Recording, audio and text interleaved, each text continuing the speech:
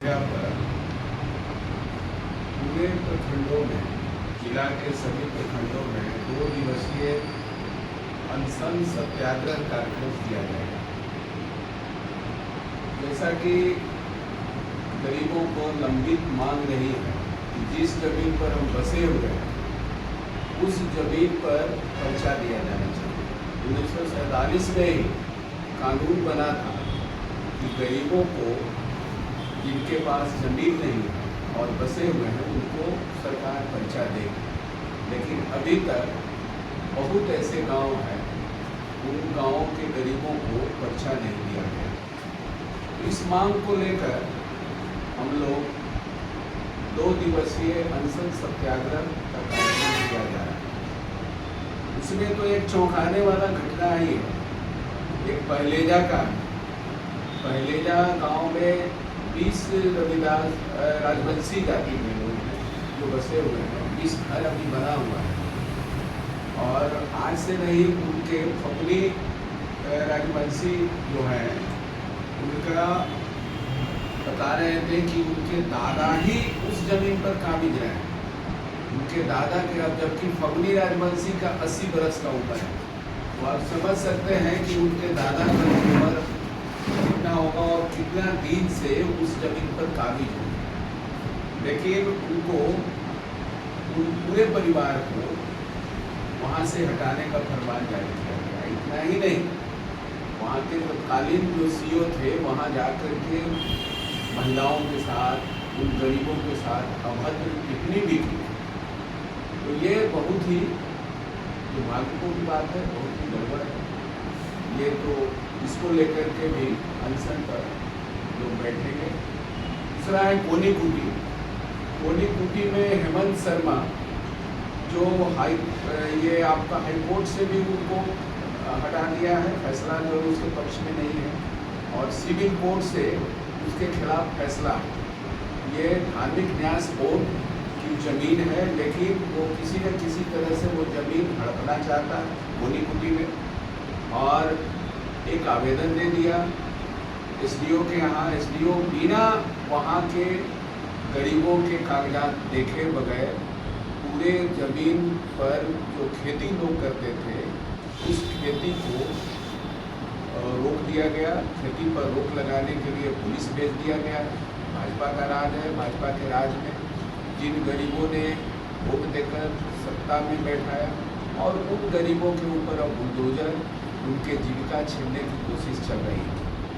वहाँ हमने देखा कि ये जब कागजात हम लोगों ने देखा तो 1993 में तत्कालीन एसडीओ ने उन लोगों को बटाईदारी के रूप में चिन्हित करके फैसला दिया गया कि ये लोग बटाईदार हैं और मठ को बटाईदार के रूप में वो खेती करेंगे और जो मठ का जो होता है हिस्सा वो अपना मठ को देंगे। उसी समय से चल रहा था। और 2013 में फैसला आया।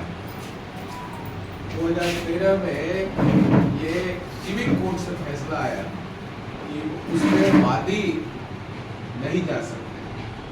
वादी का कोई जमीन नहीं है, वो न्यास बोर्ड का जमीन है, और उसमें वो आपको ना कोई बात कर सकते हैं, ना किसी तरह का कोई केस कर सकते हैं। ये बजाते कोर्ट का फैसला है। फिर भी एसडीओ यहाँ के जो हैं वो बायस्ड होकर के एक खास जाति के पक्ष में, एक राजनीतिक दबाव में आकर के ये सब काम कर रहे हैं। यहाँ तो हम देख रहे हैं कि एक राजनीतिक पार्टी के पक्ष में वो पूरा काम कर रहा है। तो कई घटनाएं हम देख रहे हैं। इस हिसाब से हम वहाँ के गरीब लोग अपनी जीविका बचाने के लिए और पहलेजा के गरीब लोग अपने मकान बचाने के लिए अनशन पर बैठेंगे। उसी तरह से अरवल में, शहर में भी कई जगहों पर गरीब लोगों का मकान बना हुआ है, लेकिन उसके पास कोई कागज पत्र नहीं है, कोई ज़मीन का कागज नहीं है, इसलिए उनके पर्चा के लेकर के धरना पर बैठेंगे। कर्फ्यू में भी जितना मुशहरी है, कर्फ्यू में दर्जनों गांव मुशहरी बसा हुआ है। लेकिन एक भी मुसहर जाति के परिवार को पर्चा नहीं मिला। तो इस सवाल को लेकर कर्फ्यू में कुर्था में भी वही हाल है। राजेपुर में जो गरीबों का ज़मीन है, वहाँ जो सीलिंग एक्ट से फालतू ज़मीन है और गरीब लोग बसे हुए हैं, उस पर पर्चा के लेकर के वहाँ 2 दिन का अनशन सत्याग्रह करेंगे। इसके अलावे पक्का मकान और राशन में भारी पैमाने पर गरीबों की कटौती की जा रही है। तो राशन कटौती पर रोक लगाने और व्यापक जो गरीब हैं उनको राशन देने की गारंटी के सवाल पर ये अनशन सत्याग्रह है।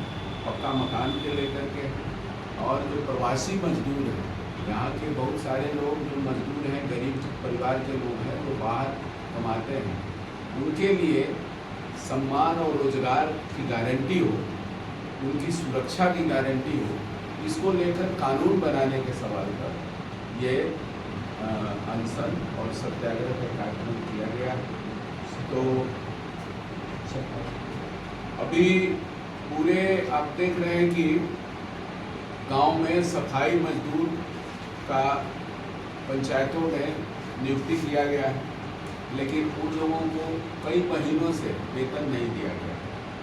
तो उनके वेतन भुगतान करने के सवाल पर, और सबसे बड़ी बात कि अब गरीबों से मकान का और पानी का टैक्स लिया जाए। जिन गरीबों के पास रहने का एक झोपड़ी है, उनको भी 100 रुपया पर महीना के हिसाब से, हर एक महीना के हिसाब से देना पड़ेगा। ये कानून केंद्र सरकार ने बनाया है और बिहार सरकार इसको लागू कर रही है। तो ये कानून जो तुगलकी फरमान जारी किया गया है कि गरीबों से टैक्स वसूलना, खून चूसने वाला ये सरकार है। तो ये टैक्स वसूली पर रोक लगाने के सवाल पर और ये कानून को वापस लेने के सवाल पर 2 दिन का ये अनशन सत्याग्रह का कार्यक्रम है। कुल मिला जुला करके 7-8 मांगों को लेकर ये स्वतंत्रता दिवस के पूर्व संध्या पर कार्यक्रम किया जाएगा और इसमें भारी संख्या में हर जगह गरीब, अमीर शामिल होंगे। यही तो आज बात